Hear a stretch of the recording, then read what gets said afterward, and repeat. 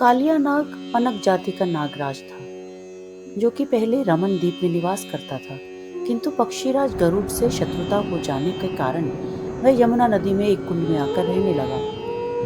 कालिया नाग के विष की गर्मी से उस यमुना का जल खौलता रहता था, यहाँ तक कि उसके ऊपर उड़ने वाले पक्षी भी झुलसकर उसमें गिर जाया करते थे।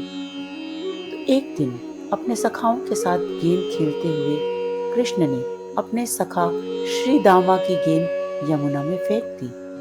अब श्री दामा गेंद वापस लाने के लिए कृष्ण से जिद करने लगे। सभी सखाओं के समझाने पर भी श्री दामा नहीं माने और गेंद वापस लाने के लिए कहते रहे। कदम के पेड़ पर चढ़कर कृष्ण ने यमुना के जल में छलांग लगा दी। कालिया भुजंग एक बालक की चेतावनी सुनकर क्रोध में फुफकार कर उठा और अपने निवास स्थान से बाहर निकला। श्री कृष्ण ने उस पर आक्रमण कर दिया और इधर सभी बाल ग्वाल चिंता में श्री कृष्ण को निहार रहे थे। उनमें से कुछ ग्वाल बाल वृंदावन में नंद और यशोदा के पास जाकर इस बात की सूचना दे आए कि कृष्ण कालिया दह में यमुना में कूद गए हैं और अब कालिया नाग के साथ युद्ध कर रहे हैं। कालिया ने कृष्ण को साधारण बालक समझकर अपनी कुंडली में दबोच लिया और उन पर भयंकर विष की फुफकारें छोड़ने लगा। कृष्ण को कालिया भुजंग की कुंडली में जकड़ा देखकर माँ यशोदा कांप उठी और उनके कोमल शरीर वाले प्राणों से प्रिय दुलारे को कालिया नाग की ने कितनी बुरी तरह से जकड़ा हुआ है, यह देखकर माता यशोदा दौड़ती हुई यमुना की ओर बढ़ने लगी और यमुना के जल में कूदना ही चाहती थी कि उन्हें वहां उपस्थित ग्वालों ने संभाल लिया। वृंदावन के सभी बालक और वृद्ध इस समय यमुना तट पर आकर खड़े हुए थे। उनके मन में कृष्ण के प्रति बहुत चिंता थी और नैनों में वियोग के आंसू थे। अब वे इस बात को समझ चुके थे कि कृष्ण कालिया नाग से युद्ध जीत नहीं पाएंगे, इसलिए उनकी व्याकुलता बढ़ती जा रही थी। काफी समय गुजर जाने के बाद कालिया ने कृष्ण को एक सामान्य बालक की भांति ही अपने कुंडली के पास में जकड़े रखा।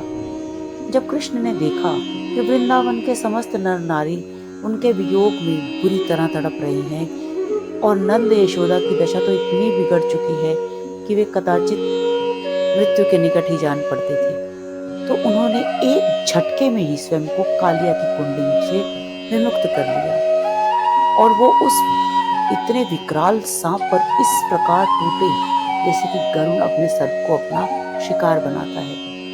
कालिया कृष्ण के प्रहारों को सहन न कर सका और शीघ्र ही थक कर चूर हो गया। श्री कृष्ण उछलकर कालिया के फनों पर चढ़ गए और उस पर पैरों से प्रहार करने लगे। वृंदावन के सभी नर नारियों ने देखा कि भगवान श्री कृष्ण के एक हाथ में बांसुरी थी और वो दूसरी हाथ में वह गेंद थी जिसे लेने का बहाना लेकर वे यमुना में कूदे थे। कालिया नाग के फनों पर अपने पैरों से प्रहार करते हुए वे उन पर नृत्य कर रहे थे और बांसुरी बजा रहे थे। कुछ देर बाद ही कृष्ण के पैरों के प्रहार से कालिया रक्त रंजित हो उठा और कृष्ण को इस स्थिति में नृत्य करता देख वृंदावन वासियों ने उनके जोर जोर से स्वर में जय जयकार करनी शुरू कर दी और नाग पत्नियां अपने पति की यह हालत देखकर तुरंत समझ गईं कि उनके पति पर विजय पाने वाला यह कोई बालक सामान्य बालक नहीं बल्कि साक्षात परमेश्वर ही है। वे तुरंत अपनी सभी संतानों के साथ प्रभु श्री कृष्ण की शरण में आई और नतमस्तक होकर उनकी स्तुति करने लगी।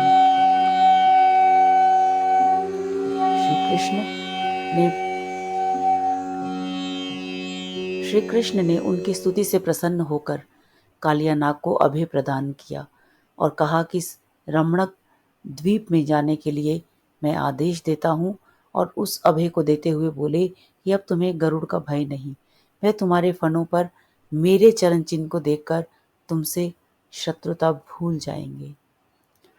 तो बोलिए आनंद कंद भगवान की जय। आपको वीडियो पसंद आई हो तो कृपया लाइक के आइकन को प्रेस करें।